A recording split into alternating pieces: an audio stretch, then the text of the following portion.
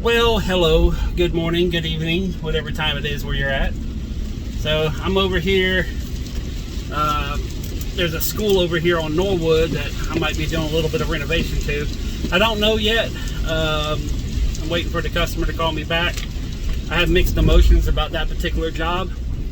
And yeah, so if I get it, I get it. If I don't, I don't. But it wouldn't hurt my feelings not to get it, but at the same time, you know, just because what happened when I went out there and measured, it was just a weird experience, and I don't like weird. Not on my job. I love weird, just not on my job. Anyways, that's not what we're talking about today. Today we're talking about cleaning up a city and the unique perspectives of that.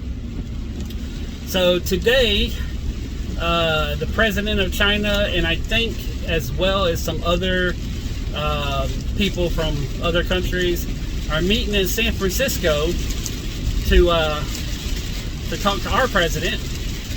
And there's a lot of stuff I'm hearing from other people. You know, they went and they cleaned up the city for the Chinese president as well as others. I don't want to say it's just for him, but they cleaned up the city in about like five or 7 days, and they got the place looking good. You know, all the human feces that's been on the sidewalk for years is cleaned up. All the drug needles that's been thrown all over the place is, you know, all cleaned up. All the trash piled up in front of buildings is all cleaned up, and they put up nice fences to, you know, so people can't see the homeless anymore and all this kind of stuff. And they built these walls to keep people out, which, remember, walls don't work. But they built all these walls and stuff, and they really cleaned up San Francisco for the Chinese president and others.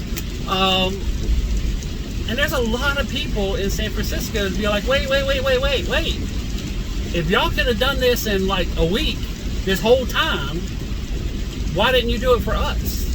You know, and that poses a very good question, is the fact that if San Francisco had the capabilities of cleaning up damn near the whole city in a week, or at least a good section of the city in a week, why didn't they? You know, and that just really shows that the voted in leaders really don't give a shit about the voters. Because they could have done this a long time ago, but they waited for, you know, the president, not our president, but the president of another country, say, well, we don't want it looking bad for him. Or them, them. You know, and that, I mean, when did it become where the government tells us what to do and not the other way around? Because, you know, last time I checked, this is for the people, by the people, and we vote in representatives of us, not, you know, oppressors of us. That's not what we vote for. We vote for people who will make our lives easier, better, healthier, cleaner, not the other way around. And it seems like it's been the other way around for quite some time, and still is today. And this isn't anything negative. I'm not picking a side. I'm not saying this, but the simple fact that, you know, this could have been done that quickly, that long ago. Oh shit, hold on here. God, this is a dangerous intersection. Hold on. Okay, I'm good now. I had to get off of 95 onto 8th Street. Not 8th Street, 20th Street. And if y'all know about that intersection, whoo, it's a little sketchy. In fact, I've seen quite a few vehicles crash right here in my times of driving around this place. Anyways, back to the topic at hand.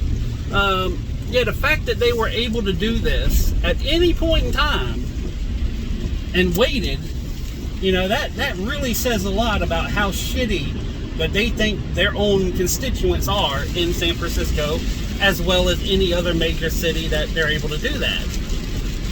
You know, and I wonder who picked the location of San Francisco as the agreed upon place to meet, because this is where everything I'm saying is a little tiny voice in the back of my head saying this might be why. I'm not saying it's why. I'm not saying that this is going to happen. I'm not saying nothing other than there's a little piece of my brain who likes to really mess with my emotions, and it's talking to me right now, and I'm gonna let it talk to you. So, what are you doing there, dude? Oh, you want to get over? All right. Hold on. There's a big gasoline truck, flammable truck. He's trying to get into my lane, and I'm like, oh, I'll let you. So, San Francisco is known for a lot of things. It's known for rice-a-roni, it's known for trolley cars, and it's known for Chinatown. And if little tiny baby if there was a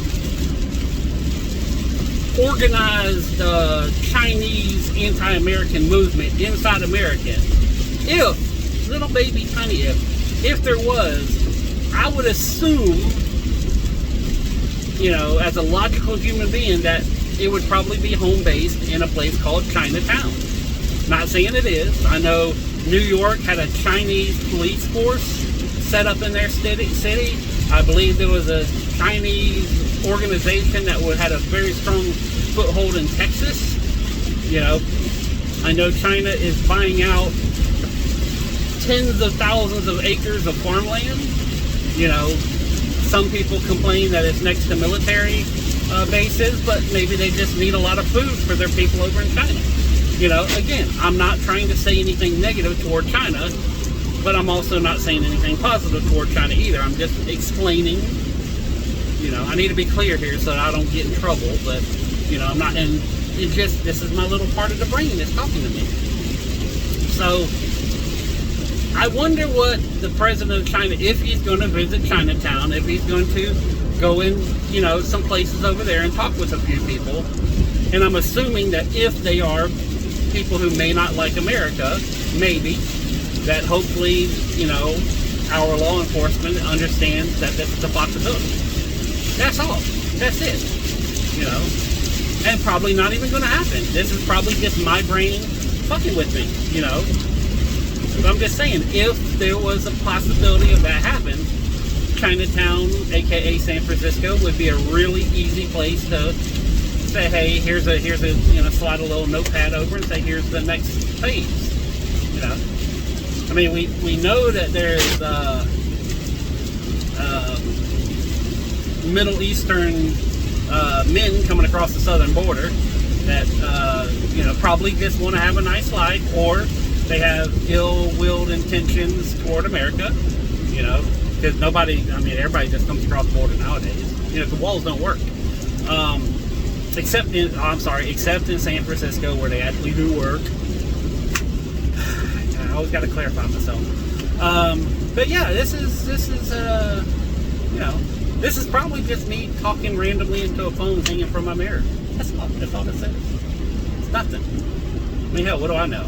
I'm just, you know, some redneck in Florida. That's all I am. I guess I would be considered a redneck since I live in Florida. Alright, here's a poll. Do y'all think that I'm a redneck? Anyways. So, I went over to a customer's house, and her door is actually underneath these two doors. And we designed a door for the glass and everything else. So I'm going back to my shop, and I'm going to spend the rest of the day building her doors, building everybody's doors. Today's a door building day. So, you know what? No, I'm going. These semi-trucks are really aggressive this morning.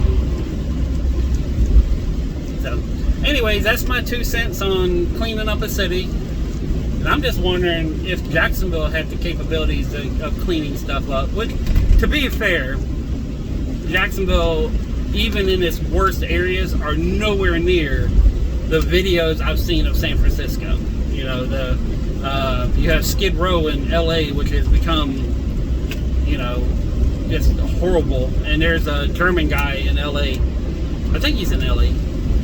He's either LA or San Francisco. I think it's LA, but there's a German guy that I occasionally watch his videos. He's like an immigrant from Germany and moved to LA, and really has a good introspective, you know, like it's not just what's happening now, it's what the history, and he has a pretty good little YouTube channel. I can't remember his name though, but yeah. So, but I watch a lot of people on the street that, you know, they're like, hey, let me show you what's going on. Kind of like, you know, I try to inform people on the little things that I learn about. And, you know, and they do it over in California, and I like to see what's happening, as well as LA, and you got Kensington and Philadelphia. You know, and there's a lot of places in America that need to be corrected. So, anyways, that's it for now. Peace, love, money. I'm out.